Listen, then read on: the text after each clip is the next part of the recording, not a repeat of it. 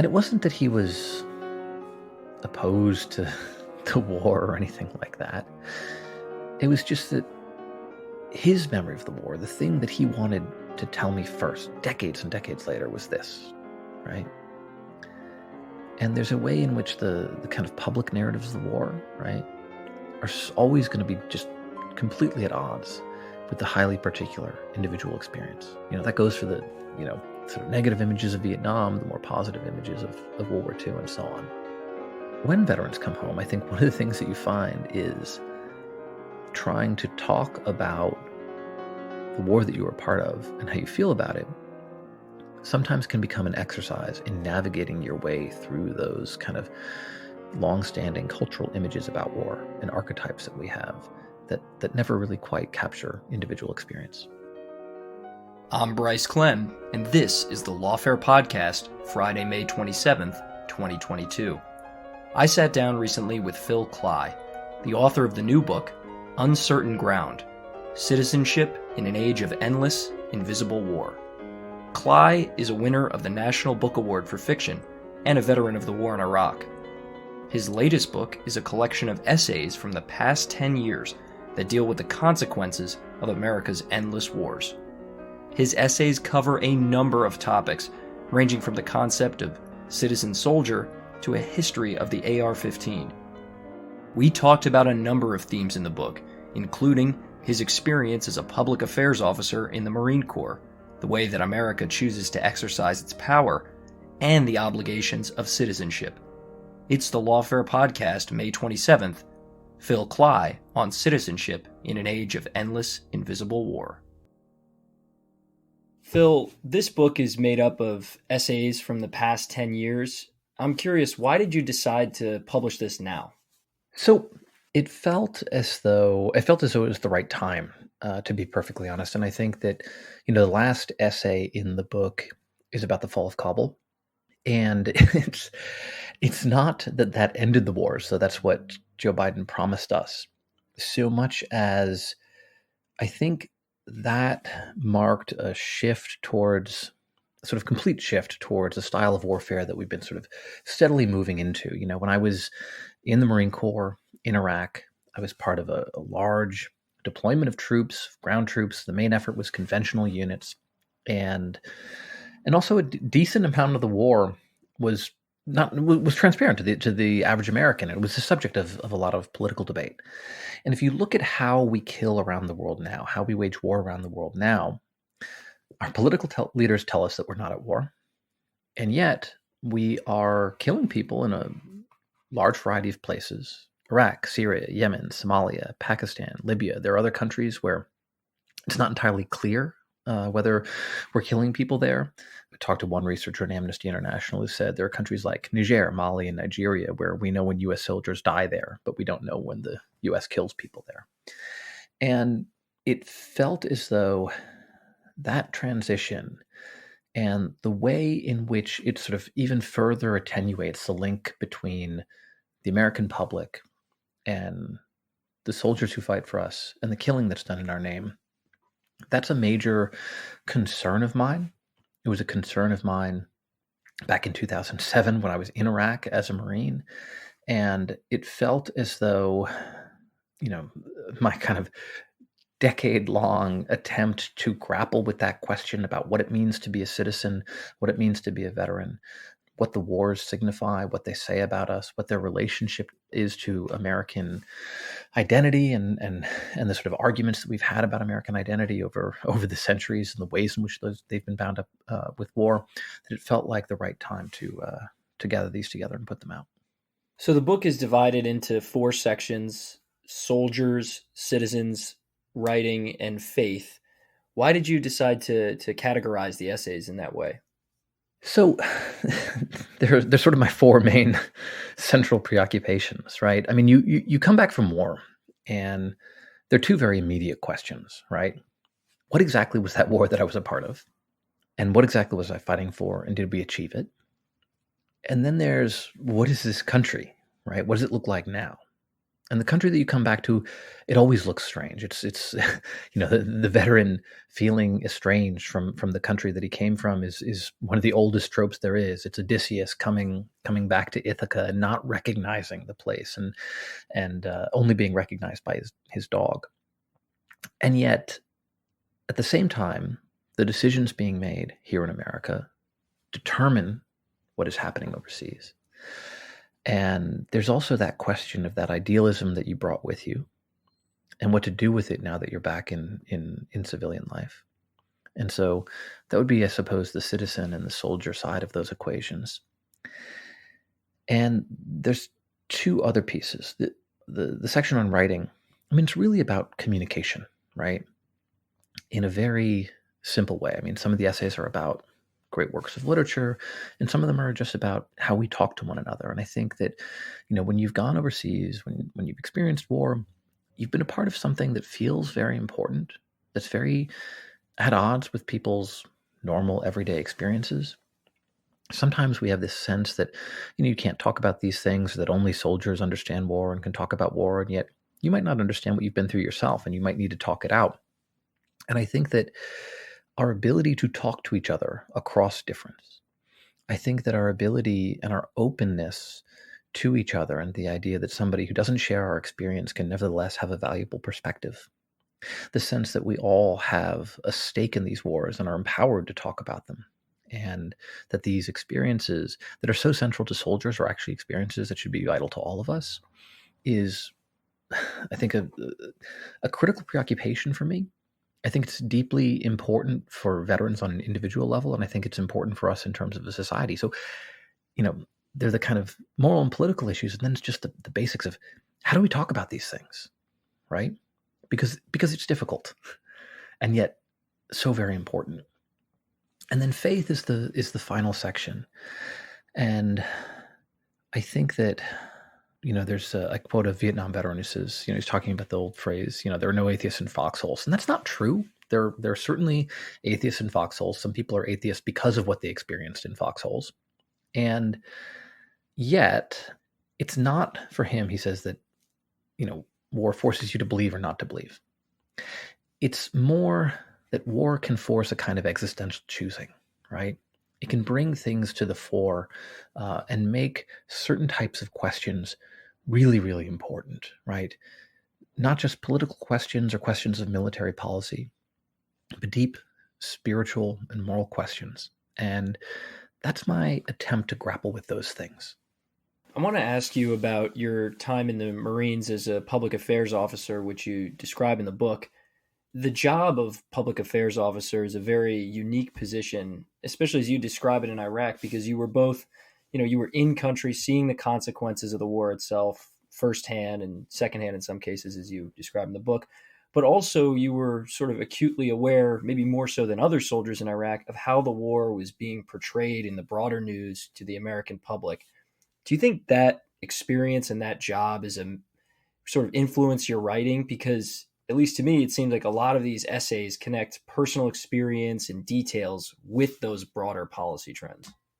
Yeah, absolutely. I think that, there were a variety of things that were important about that job. I mean, one was just you'd spend time with normal Marines and soldiers, go out on a patrol through a village, spend time with engineers, spend time with mortuary affairs guys. And then you'd also spend a lot of time thinking about the sort of broader cultural narratives and political narratives about the war. You'd brief those to a general. You'd meet with reporters and try and bring them in. And you'd attempt to serve as a kind of conduit between those two worlds, right? And have a good sense of each of those. And also a sort of sense that, they are connected, and that, understanding those very particular experiences of soldiers is important for understanding the sort of much broader projects that we're engaged in. Just as a former public affairs officer, I have to ask you, I've seen a lot of military reporters and journalists talk about the erosion of the journalistic embed system with combat troops. And do you think that sort of erosion is one contributing factor to the invisible wars, as you say in your title? Absolutely. The wars have become a lot more opaque, right? So, sometimes people talk about the disconnect as a result of the all-volunteer military and the relatively few number of people who serve, and that's true. But the disconnect between the American citizen and the wars we fight is also the result of political decisions, right? It's the result of politicians telling us that we aren't at war when we're when we're killing people all over the place, right? It's the result of Barack Obama and Susan Rice claiming that we weren't at war, that we had ended the wars in 2015 as we were ramping up involvement in Iraq, and Joe Biden, declaring to the UN that he's speaking as for the first time as the head of a nation that's not at war. Meanwhile, we're conducting targeted strikes around the world. And he just, sent more troops into Somalia to continue one of those campaigns in a conflict that Congress never voted on, that's been justified using an authorization for the use of military force that was passed in 2001. And at the same time, not allowing transparency, one aspect of which is not allowing embeds, so that we don't get to see the work that soldiers are doing, right? I think that this reliance that we have upon special operators, drones, airstrikes, and mercenaries, there are certainly military and strategic reasons to rest on those tools, but I'm also very leery of the political convenience of those tools, of the fact that they're tools that are much easier to hide from view and much easier to tell the American public that they don't need to be concerned about. And I think that that's not good for our military policy, and I don't think it's good for democratic accountability, and I don't think it's good for us as a nation. So let's jump into some of the substance of the book, and I don't want to give too much away, but there are a number of essays in here that appear to me at least to be stories of contradiction. And I'll give one example to our listeners, and I want to sort of ask you about those contradictions. One essay opens with American doctors saving an insurgent who was injured in an attack that killed American soldiers, which was probably an incredible sight to see. But then it goes on to you go on to discuss Abu Ghraib and Guantanamo and how the U.S.'s moral reputation also ended up killing American soldiers. And there are plenty of other essays like that. And I was just wondering if you could talk about those contradictions in both your writing style and what you're trying to communicate to the reader. I'm somebody who very much believes in in American ideals, in those sacred words that Ralph Ellison talked about: liberty, equality, democracy, and so on. That throughout American history we're always eating and regurgitating and eating again, as he says. So, in that essay, which is about how the military fights and the times when it lives up to the values that it claims to profess and the times when it terribly fails, right?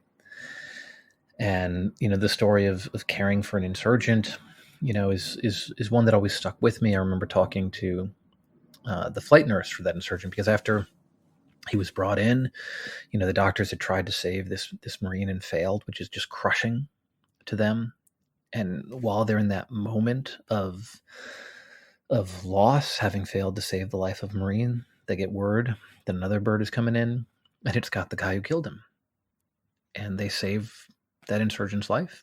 And then this nurse was the flight nurse, and he's the guy responsible for, checking his vitals. And he's just sitting there in the back as they fly him to another level of care, taking care of this person who'd taken the life of a fellow Marine. And, I think that's an example of us just living up to the virtues, right, and values that we proclaim. And I tell a couple of stories that are related to that, which I don't think are just nice things that we do, right?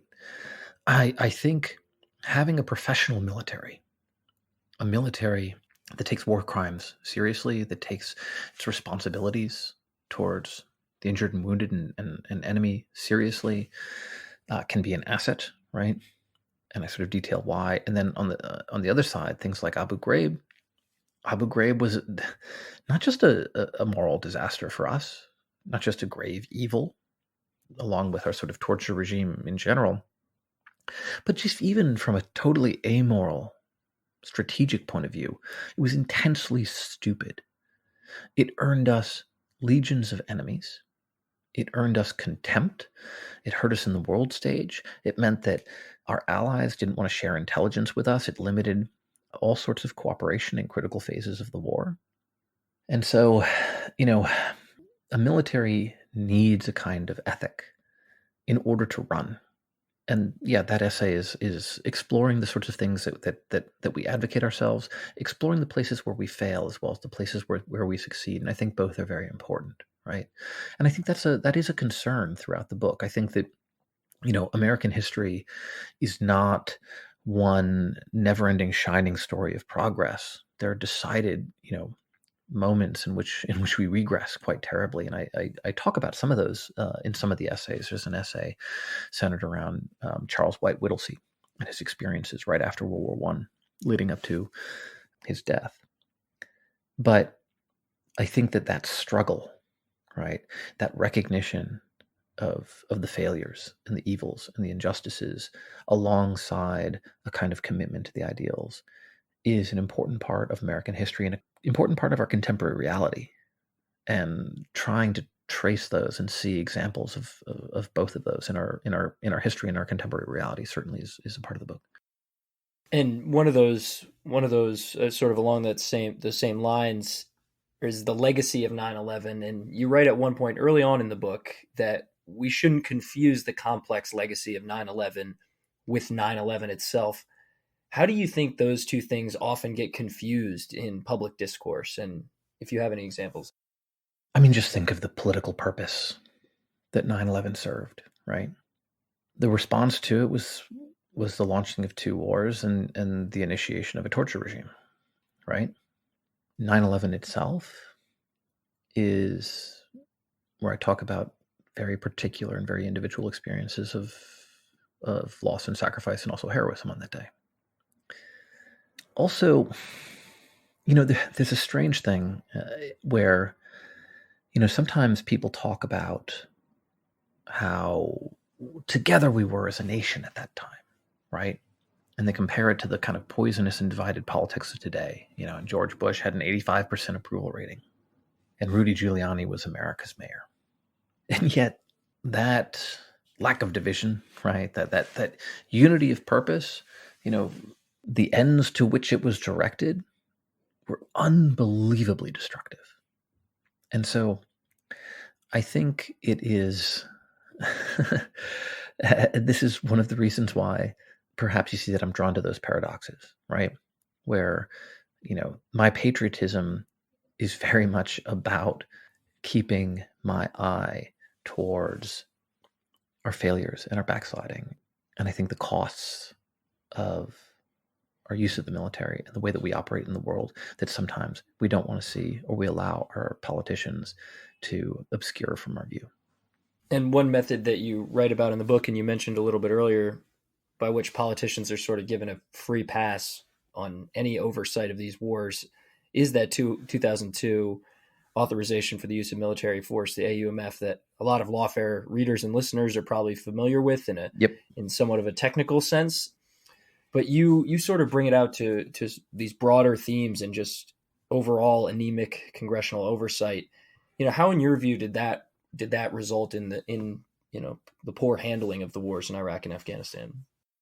So the poor handling of Iraq and Afghanistan, in some ways, is about a time when they were subject to debate. I mean, I don't think the democratic debate necessarily gives you good policies, right? The case for the invasion of Iraq was made in the open, and it was quite popular. So I don't see democratic participation as a cure-all. I do think it's important. I think it's morally important, and I don't think that we really have a hope of morally serious policy if we don't have accountability, right?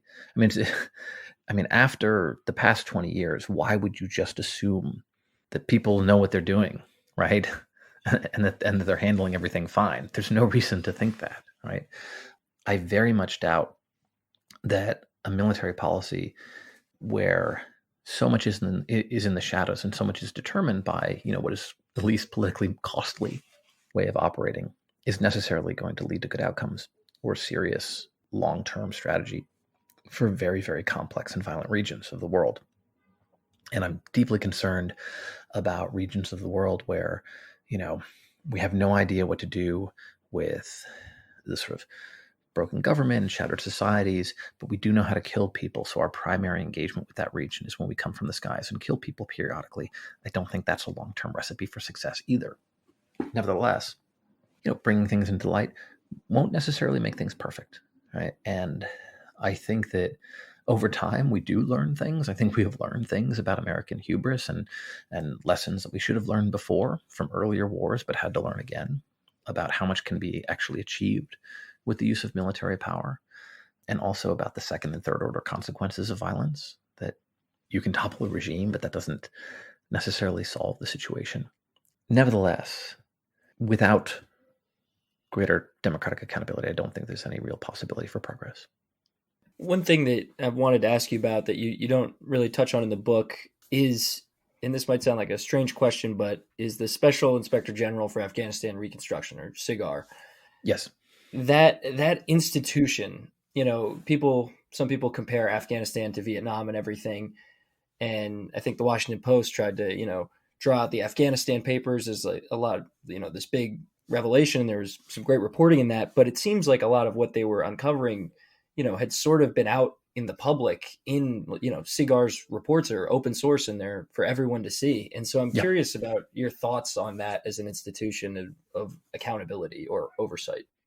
I think it's very important, right? I mean, it's made for depressing reading, when you're reading about, the amount of money that we spent on buildings that literally melted when it rained, in one of the examples that I particularly remember.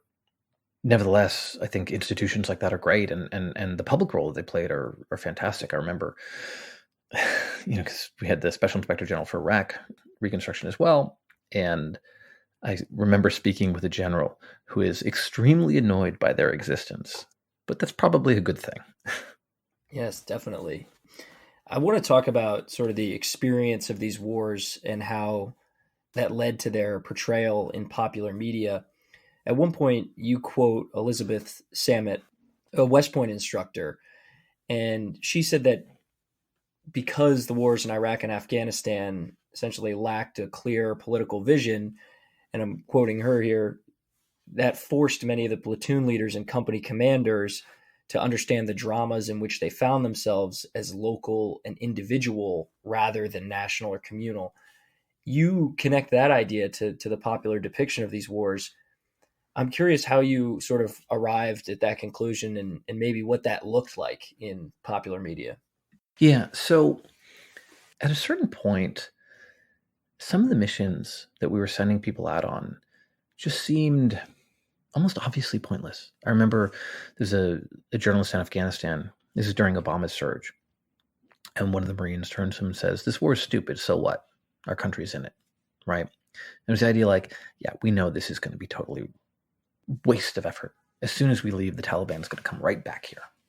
But, I'm here because my country's in it, and I'm going to do my best, and I'm going to take care of the Marines around me. Right? And I remember speaking with a guy in Special Forces, and he'd done deployment after deployment to Afghanistan. He was telling me, every year we'd go into the same valleys. We weren't building schools or roads or government. We didn't have any money for that. We're just doing interdiction mission after interdiction mission, getting into these gnarly firefights with kids, because that's who the Taliban is sending against, is kids, right?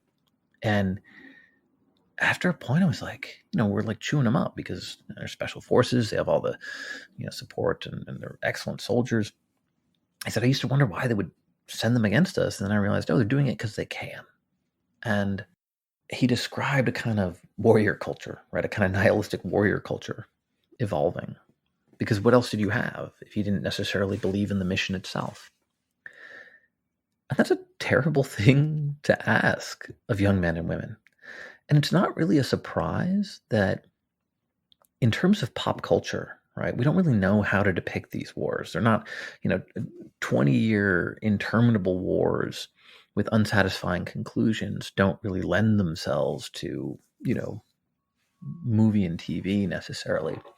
And so all the really popular pop culture fare tends to revolve around special operators, right? Which is unsurprising. And I think that the kind of romance of the special operator, it has a nice narrative structure, right? There's a bad guy out there, and a bunch of heroic, Navy SEALs are going to train up and prepare to go out there, and they're going to hit wherever he lives, and they're going to kill him or capture him, and then that's the end. And that's got a neat narrative structure. It's got a beginning, a middle, and an end, which is exactly what these wars don't have, right? And yet it's the stories that we keep telling ourselves. And of course, we tend to focus on stories of the special operators. Drones are probably less appealing, though, in terms of how we do our killing, a drone strike is not so different. It's just a different tool in the toolbox, right, in terms of targeted killings. And it's, it provides us a kind of vicarious feeling of success that also bleeds into our politics. I remember in Obama's last State of the Union address, he said something along the lines of, if you don't think I'm serious about combating terrorism, ask Osama bin Laden. Ask the guy who planned the Benghazi raid, right? Which is not a response at all. If you think that I don't have a serious military policy, well, look, I killed some guys, right? Is not a response. And yet it feels like a response, right? Because it feels satisfying. And of course, Trump made a sort of similar argument with Soleimani. And, when we killed Soleimani, it was a very delicate time in Iraq. I'd been there pretty soon before, in December of 2019, traveling through northern Iraq and also Baghdad. And, there were these huge protests. It was, sort of causing a crisis in the government. It was a very delicate time politically. And when we did the strike, there was no concern for what it might do in terms of what the mission was supposed to be in Iraq. It was purely about, the guy that we killed and our relationship with Iran. And ultimately just became a sort of celebration of America's ability to do that sort of thing. And a bragging point for President Trump. And that pop culture depiction you talk a little bit about in the book, to sort of rewind a little bit to sort of the fascination with World War II after the Gulf War. Sure. And I was wondering if you could just to talk a little bit about that. Well, it's funny because when I was growing up, I was always a big reader. And when I read classic American fiction about war, it tended to present war as horror and absurdity, right? If you read like Company K about World War I, or Catch-22 about World War II, that's what the classic war literature has to teach you, right? You read Hemingway. But when you read the popular nonfiction at the time, Citizen Soldiers by Stephen Ambrose and such, it was this kind of grand, heroic struggle. And, there's aspects of truth to both of that. But it's funny to think about the kind of narratives that we grew up with war, because I met a World War II veteran at a D-Day party, sort of celebration of D-Day that a father of a friend of mine throws, where he invites these World War II veterans. And he was there. And when he found out I was a Marine, he said, "Oh, come over here." And he showed me a photograph. And it was a photograph of a woman dressed nicely with pearls and a Panzerfaust, like a bazooka, by her side. And he explains to me that he took this photograph on the day that the victory was won in Europe, right? The end of the European theater. And he had been taught how to develop film by a teacher in high school, and he brought a camera with him into the European theater. And wherever they went, he took photographs, and when they stopped in towns, he'd gather the materials he needed and develop film and upturned helmets. And he has this incredible, bunch of photographs from the war. And he later went on to be a well-known fashion photographer in his civilian life. But this photo, the one photo that he wanted to show me, was of a woman's corpse. And he explained that she had come out with the Panzerfaust to try and, shoot an enemy tank, right? To die for the fatherland on the last day of the war. And the troops had shot her in the stomach and then raped her and mutilated the body. And he had found this and was horrified by it and wanted to take a picture because he felt he owed it to her. And it wasn't that he was opposed to the war or anything like that. It was just that his memory of the war, the thing that he wanted to tell me first, decades and decades later, was this, right?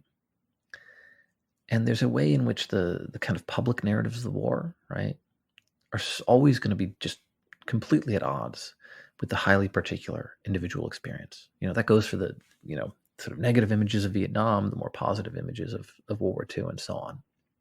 When veterans come home, I think one of the things that you find is trying to talk about the war that you were a part of and how you feel about it sometimes can become an exercise in navigating your way through those kind of long-standing cultural images about war and archetypes that we have that never really quite capture individual experience. And how do those sort of depictions affect the way that citizens who are not veterans or served in the military interact with not only veterans, but also broader politics, like foreign affairs politics and things like that? Sure. I mean, well, I already talked about the sort of narrative simplicity of the raid and how our politicians have leaned on the romance of the special operator, right, in selling their own policies or in evading discussion of their own policies, really. Because what's to say about, if you think I don't have a serious counterterrorism policy, ask Osama bin Laden. So there's that on the policy level. I think it does inform how we think about war and the decisions that are made.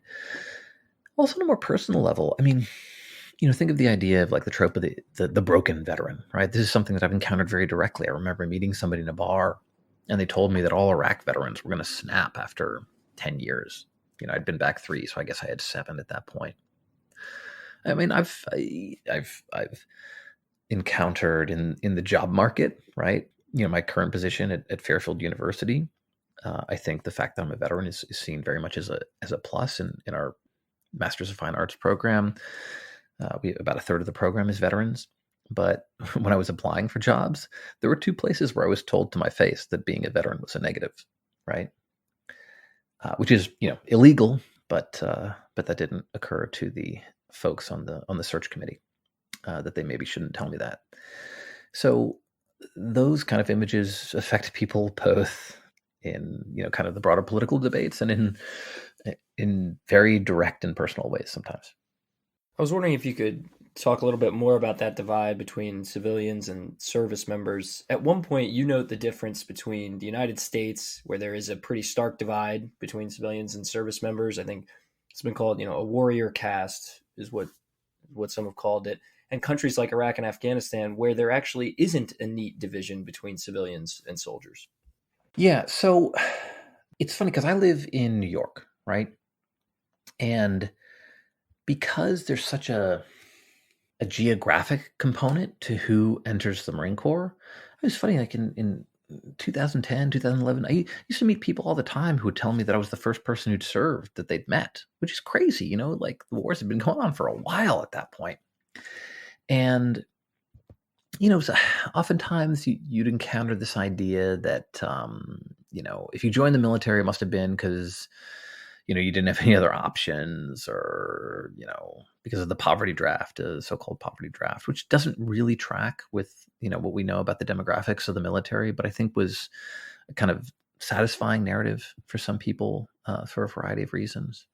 And it's funny because when I talk about the division, a friend of mine reached out and he said, you're always talking about the sort of division between the citizen and soldier and sort of how few people are engaged. But he's like, in my community, like everybody knows somebody who is at war, right? And it's like, yeah, but you're from one of those like rural towns where everybody does go. And that's not the case in much of America. There are little pockets that are deeply invested in this. And then, pretty big swaths of the country where it's much, much more rare. And I don't think that's a situation we're going to get out of. Sometimes people talk about, should we have a draft, a national draft, right? Would that solve some of the issues? I don't necessarily know that it would, especially given the way that we wage war now, right? We're not using even, the kind of large deployments of conventional forces in the volunteer military that we have, let alone, using everybody that we would have if we had a draft.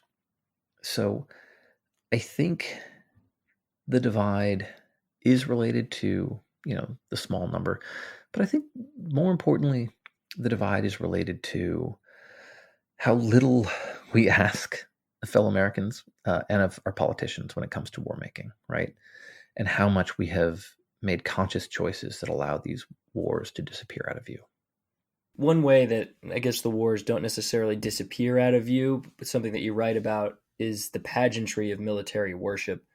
And your writing is really digestible and it's not very long, but it is also very dense. And I kind of want to give our listeners an example of that. The sentence that I was just quoting from, you write, quote, "The pageantry of military worship sucks energy away from the obligations of citizenship." That's not even the whole sentence that I'm reading, but let's just sort of start to unpack that, if you don't mind. So, what is, in your view, the pageantry of military worship? So, I'll tell you a story that I tell in the book. In World War one of the great heroes of the war was Charles White Whittlesey.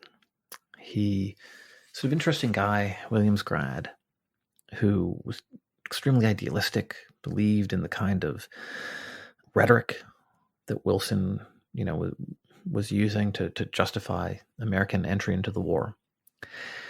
And so he joined and he found himself commanding a battalion in what was known as the Melting Pot Division, which was where all of these different immigrants, a lot of immigrants from Eastern European nations and Jewish immigrants were all thrown together. And they went overseas, and his unit got cut off and completely surrounded by the Germans. And they demanded that he surrender, and he refused, right? He refused day after day after day. And they ran out of supplies. They ran out of bandages. They were stripping bandages from the dead so they could use on the living. And he kept his men fighting, and he kept them together until eventually their encirclement was broken. And he was awarded the Medal of Honor, and he was one of the most lauded soldiers of the war, extremely famous. And yet, after World War I, every seeming ideal that he had thought he had fought for, none of it really seemed to come to fruition. The kind of Wilsonian ideals were not exactly instantiated in the peace. There was brutal rise in racial violence after World War I. You had the Red Summer. You had Black Americans who had served being lynched because of their service, right? A black man in a uniform was making a claim on his nation that white supremacists couldn't stand. You had anti-immigrant sentiment. You had the first racial quota laws.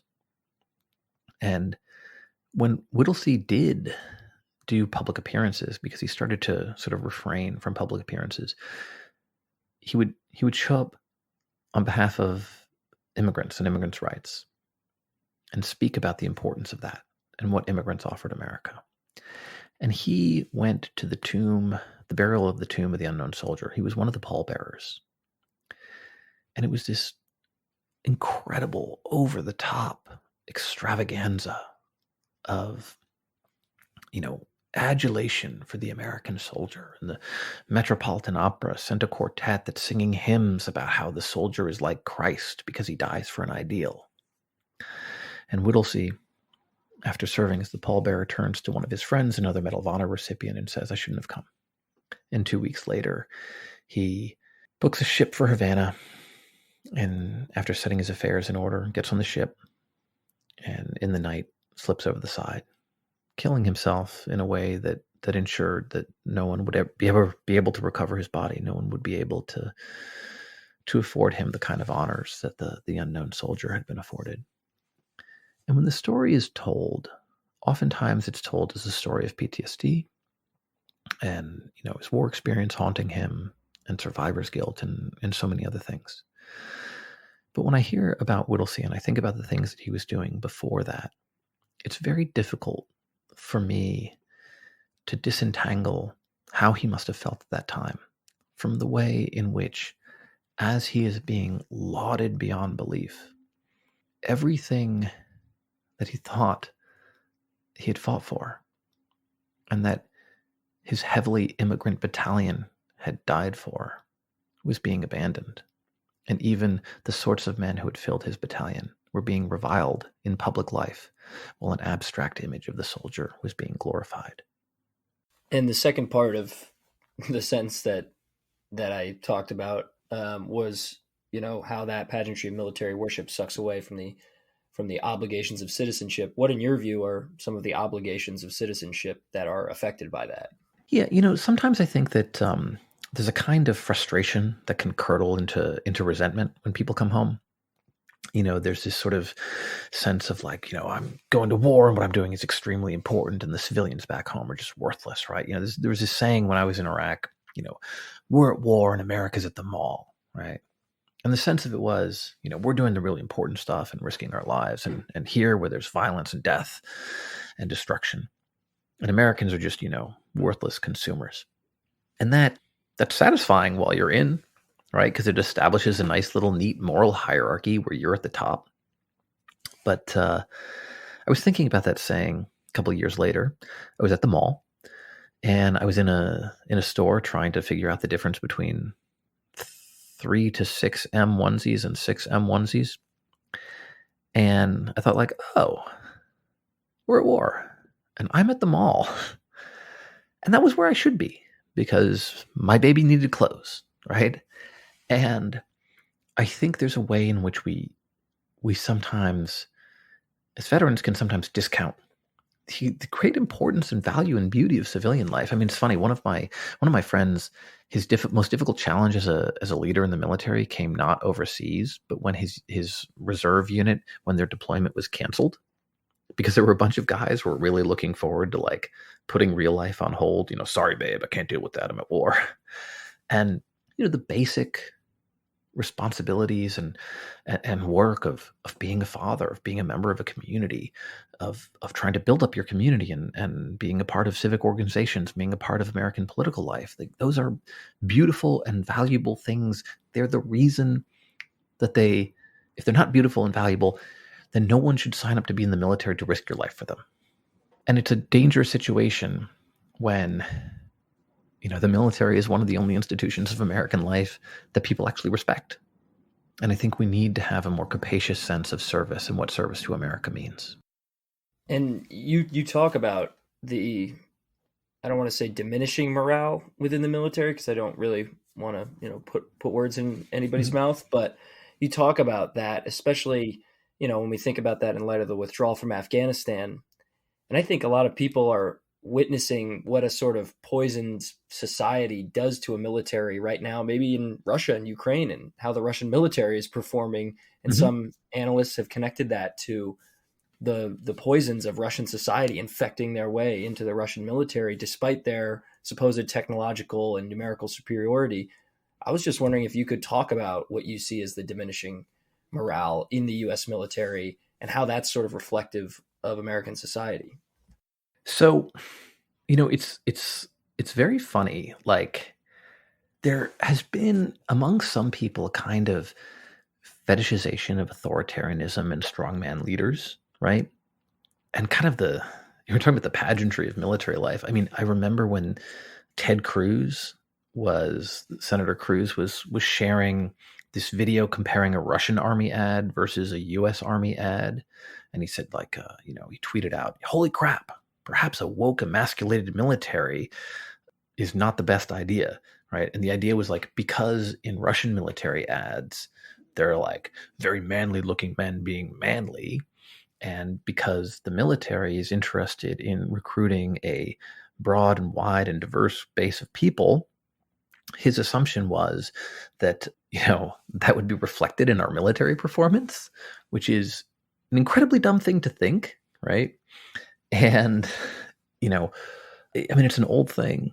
George Kennan thought that in 1940 thought that authoritarian states would produce better soldiers too, and it didn't pan out. Authoritarian states are weak. They're not willing to have the kind of self-analysis and rigorous self-criticism that actually over time makes us stronger and better, and they allow rot to fester. And so I think that kind of temptation is, it's farcical. It would be more comic if it wasn't a senator taking it seriously, right? A senator with presidential ambitions taking it seriously, because, if we start convincing ourselves that sort of buffoonish displays of aggressive masculinity are the same as actual toughness and professionalism and skill, that will be very, very bad for U.S. national security and for the U.S. in general.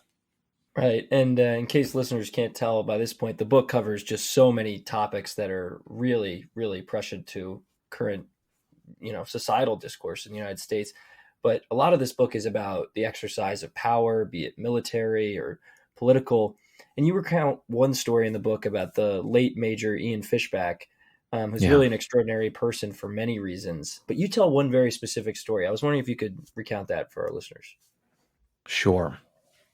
So he was in a region of Iraq where there were sort of fault line between Kurds and Sunni tribesmen, and there was a lot of distrust. The Sunni tribesmen were distrustful of the Kurds and felt that they wanted to push them off the land that they'd grown up on, and the Kurds were distrustful of the Sunnis and angry at them because the Sunnis had been put there after Saddam Hussein had gassed the Kurds, and then he sort of moved in Sunnis to that region. And at one point during the deployment, there was a mortar strike that killed soldiers. And Fishback had a sense of which tribe was responsible. And he called in the sheikh. And he could have probably targeted that sheikh if he had wanted to, right? And this is a guy who probably did have some blood on his hands in the past. Fishback had a sense that he didn't think that the guy had ordered that strike. It was probably more a case that he probably knew who did, but wasn't willing to kind of exert his authority to try and punish that person, or certainly not turn him in, because that would undermine his own authority. So instead of relying on, the use of American military might, he tried to work for a more political solution, diplomatic solution, right? Which is a very deliberate choice. I mean, had he used violence, it probably would have felt more satisfying. It also probably in the long term wouldn't have worked out particularly well for that region, right? And would have caused more violence in the long term, and probably caused more losses. And it was a sort of thing that he often sort of found in special forces, which have been used a lot for direct action, right? They're supposed to be the sort of warrior diplomats, right? But we use them for a lot of violence in Afghanistan in the first decade of this century. And at one point he was in Iraq, and he had a team sergeant who had no interest in coin, no interest in this sort of softer approach. And this guy wanted to do like a thing where they were going after car thieves, and Fishback didn't want to do it because he didn't see any purpose to it. He didn't see how it was related to their mission there. And the guy was like, "Sir, you're a coward." And then later, there was a mission that Fishback wanted to do, which entailed, well, basically going into a sort of dangerous area and meeting with local leaders and, drinking tea and trying to establish some sort of line of outreach to local leaders. And his team sergeant didn't want to do it. And he said, "Sir, you're being reckless." And Fishback was like, "Look, either I'm a coward or I'm reckless, but I can't be both. So what's the real issue here? Oh, is it that in one of them you get to go in helicopters and shoot guns and that's cool, and the other one you're just drinking tea?" Well, it's like at that point he'd seen far too much death and destruction to have any kind of tolerance for, any kind of adrenaline junkie stuff. And yet I think that those more political solutions that are interested in, what's it like on the ground here? What are the possible consequences of violence, right? Where should we show restraint? Where could not showing restraint lead to worse things down the road? Those are very difficult decisions. It's difficult to know what's going to happen, what might change. Whereas, if you're going to use a violent solution, you can always tell yourself that you did something, right? Even if in the long run it makes things worse. In a lot of these essays, as I mentioned earlier, you connect the details and personal accounts with broader themes and policy decisions. I want to talk for a minute about how do you do that when you set out to write some of these things? I mean, you have a few chapters on what you would call your quote unquote process, but I'm just curious how you set about writing something like that.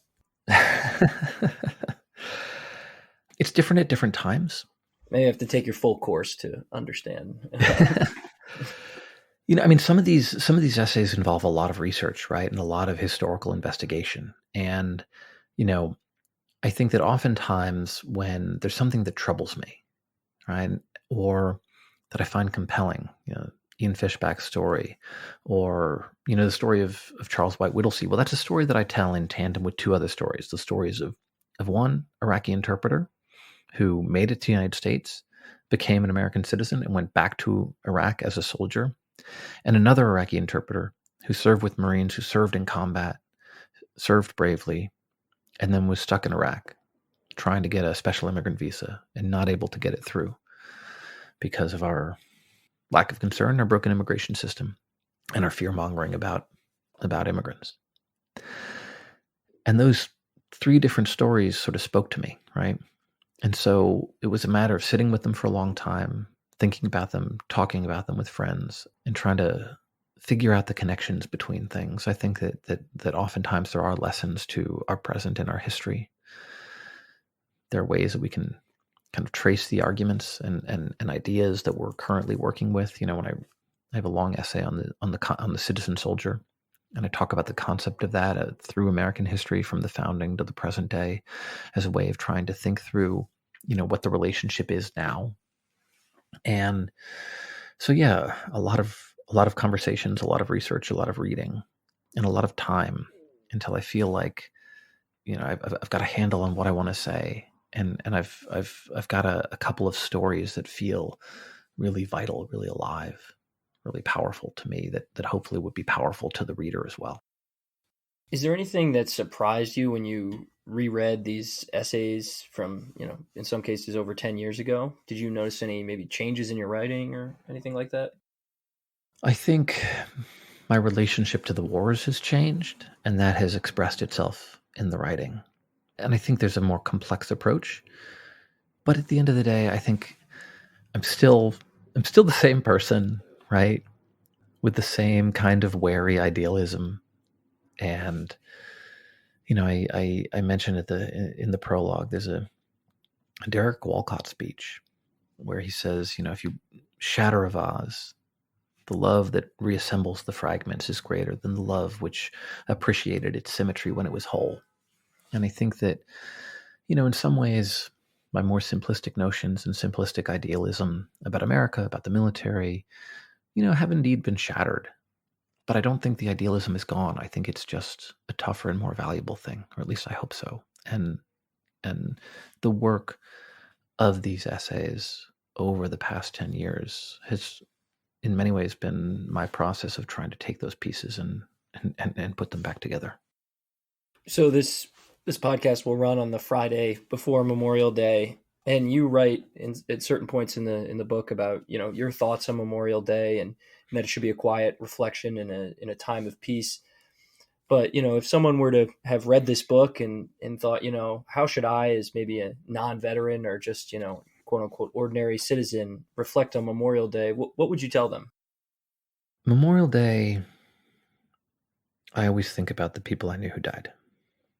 And I think about what they died for. And I think about what kind of country we should be to deserve those people. And so I think that it helps on Memorial Day not to think of it as an abstraction, but as very specific people. All right, we're going to leave it there. Thank you so much for joining me. Thank you. The Lawfare podcast is produced in cooperation with the Brookings Institution. You can get ad-free versions of this and other Lawfare podcasts by becoming a Lawfare material supporter at patreon.com/lawfare. You'll also get access to special events and other content available only to our supporters. Please rate and review us wherever you get your podcasts. Look out for our other podcasts, including Allies, Rational Security, Chatter, and The Aftermath. Check out our written work at lawfareblog.com. You can also buy Lawfare swag at thelawfarestore.com. The podcast is edited by Jen Patia Howell, and your audio engineer this episode was Kara Schillen of Goat Rodeo. Our music is performed by Sophia Yan. As always, thank you for listening.